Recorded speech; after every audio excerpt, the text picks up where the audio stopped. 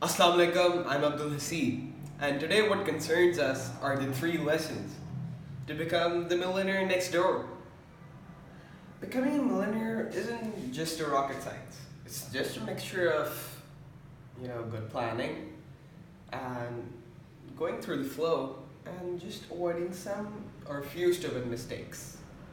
If you're so committed about being financially independent, then the three lessons I'm about to talk about, just take them a little serious. If you're earning, just spend below your means. Spend below your means, save responsibly about more than you need to spend. Save responsibly from more than you require to live from the very moment that you first started. From the very moment. And that's our first lesson. That's our first lesson. It's not a myth that millionaires, they're choosing which Range Rover, which Rolls Royce to use today. It's not a myth. But this is also not a myth that they're saving money. This is also not a myth. If we talk about like the top people, like really top people, Bill Gates, richest person on the planet, why is he still striving to earn more and more?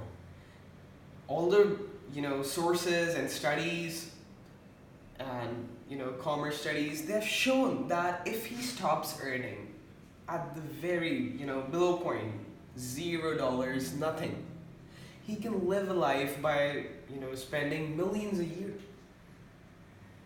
He can, but he's still earning, he's still striving, even if you're a millionaire. Because if you're a millionaire, a rule is this, that you need to earn $1 million every year for a couple of years, and that's how you become a millionaire. And let's just suppose that you earn $1 million every year for the next couple of years, and you do become the top earners of the planet. But have you given thought to the fact that about 50% of your income, it would just go to the tax? It would just fade away in the taxes. A mortgage and a few vacations, and where are you left with? Probably 0.15 or 0.2 million annually. That's about 10 to 15%. And if you're lucky, only then you'll have this 10 to 15% in your bank. If you're lucky, and you indeed are lucky, if you have this 10-15%, because as a matter of fact, if you look at it, you have a 10-15% in your bank balance, and now annually you have a leverage of 10-15%. You can go for 80 to 85%. You can go for it, because that enhances the lifestyle. If you're giving you 100%, that means 10 to 15% becomes 30%, and that means that responsibly saving can actually become irresponsible. That totally depends upon you. Totally. But if you can't calculate your own net worth, that's our second lesson. Calculate your own net worth. Even if you can't calculate your full potential, your very own full potential. By simple equation, simple. People, they're just running away from maths, so I've made it very simple. Very simple. Whatever your age is and wherever your annual income is, the pre-tax annual income, multiply it with your age and divide it by 10. When you multiply it by your age, that shows your net worth. For example, let's just say a person is earning about 10 lakhs, 1 million a year, right? That's what we require to be a millionaire. He's earning 1 million a year. What would be his age? 30 or 50? 50, right? that means 50 million annually. That means the net worth is 50 million divided by 10, 5 million. That is what you need. That's how rich you're supposed to be right now. That's how you calculate your full potential. At any age you are, at any age, and it depends upon your income. Let's just say that at the age of 20 or 22, you're having, let's just say 80,000, right? You're earning 80,000. So it wouldn't be, a surprise that your wealth will increase to about 3 to 4 lakhs. And the good part is that there are no limits. And the bad part is there are no promises. I cannot promise this 3-4 lakhs to you. And obviously I cannot promise that you're gonna stay there. You could go down, you could go up. It depends how responsibly you save. And today it's even more difficult, especially for younger people. It's even more difficult because we need to take this wealth with a grain of salt. Take this with a grain of salt. Why? Because this era is more interested in compound interest.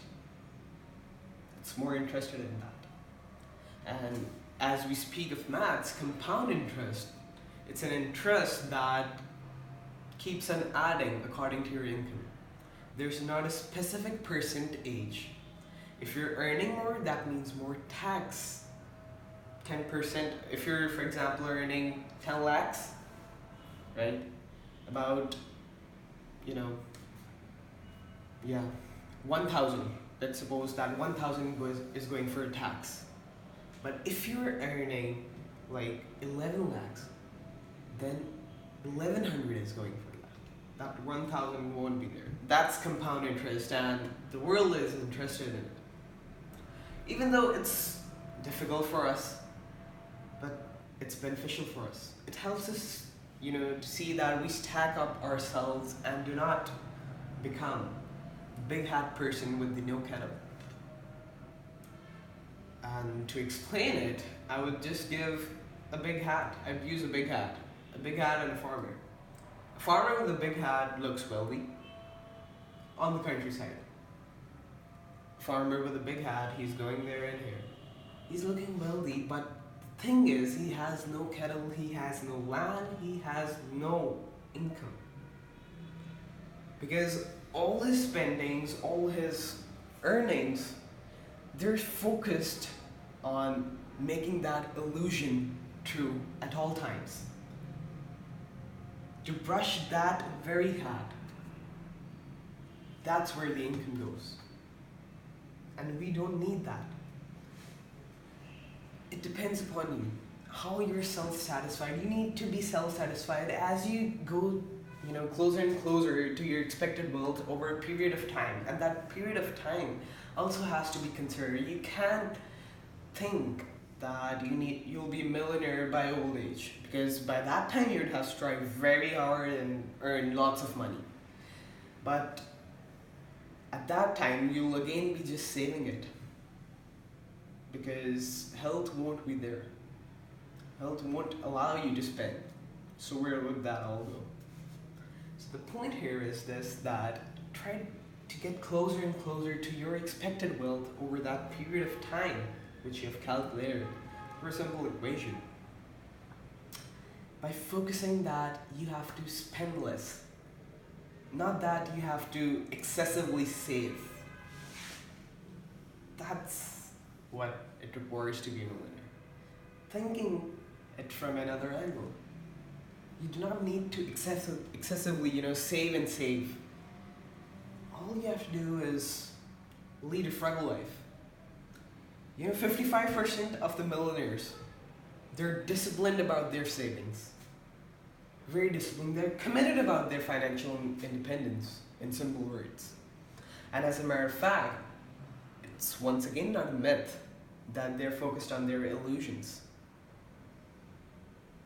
They are spending their millions, but focusing on what is next. Are there billions gonna be generated from these millions? Yes, and that's what they're focused on. They're not focused on that big hat, not at all. They're focused on the kettle. And when you have the kettle, there is no harm in actually buying a big hat. There's no harm. But your focus should be on the kettle. Lesson number 3 includes our death note. It's about becoming an economic outcare patient. Economic outcare patient. You must have seen kids with rich parents who they often have the financial problems, right? They can't manage their own finances, but they're not least worried about spending. And that is what economic outcare patient is about. It's actually economic outcare, right? And you become a patient to it. It's not important that you have rich parents. It's just that you're too dependent upon them. And parents, they've strived all their lives, made hard savings, hard investments. The problem is that they're still aiding you when you're supposed to aid yourself. And that's when the problem starts, because this economic outcare, it starts fading into the annual income. Parents, they have a limited annual income at a certain age. Although it's not important that as your age multiplies, so does your net worth, because it also depends upon the rupees, dollars, or euros that are rolling in. It's also depending about those. It's not a promise that as you get old you'll be richer. It's not a promise. So as it fades into their annual income, it makes them believe that they're earning more than they're actually doing. It makes them believe that. And they even calculate it in advance. So what's the lesson? The point is, what's the lesson? If you have rich parents, don't spoil their money. If you're a rich parent, don't spoil your kids. That won't do any good. And if you're still under construction, if you want to be one, then just focus on the simple equations. That's all I would say. And cultivate good spending habits. Thank you.